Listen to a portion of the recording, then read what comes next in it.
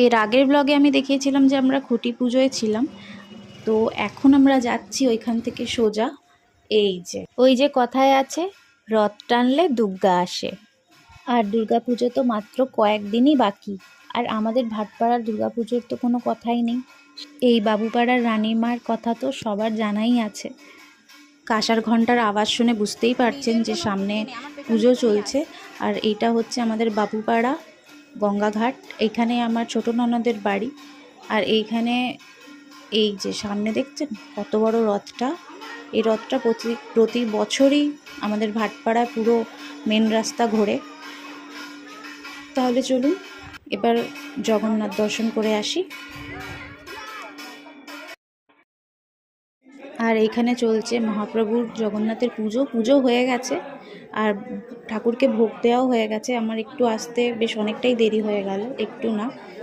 আর সবাই এখন প্রণাম করছে। আর ঘাটটা দেখিয়ে দিই একবার, এই যে গঙ্গা ঘাটের একদম সাইডে একটা ছোট মন্দির আছে, এখানে প্রতি বছর পুজোটা হয়।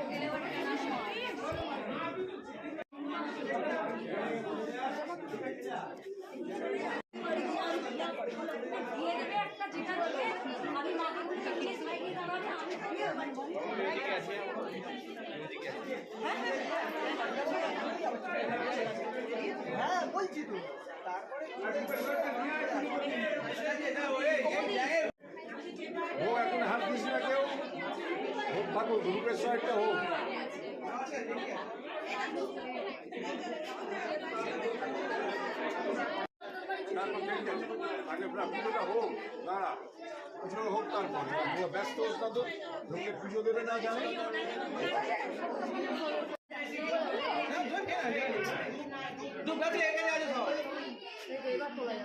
আচ্ছা নানুকে জিজ্ঞেস করো কি ধরা যাবে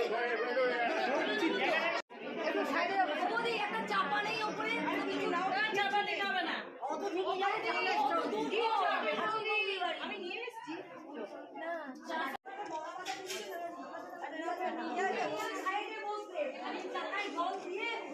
এত সুন্দর করে সাজিয়েছে মানে চোখ সরানো যাচ্ছে না। সেই থেকে আমি দেখেই যাচ্ছি মুগ্ধ হয়ে সবাইকে। চলুন একটু ফাঁকা হয়েছে, আমিও একটু প্রণাম করে নিলাম, আর ঠাকুর একটু সামনের থেকে ভিডিও করে নিলাম। হয়ে গেল আমাদের জগন্নাথ দর্শন। ভিডিওটা কেমন লাগলো অবশ্যই জানাবেন কমেন্ট বক্সে। আর এই যে গঙ্গা ঘাটটা এত সুন্দর হয়ে রয়েছে, আর এই যে এখন রথটার পুজো চলছে।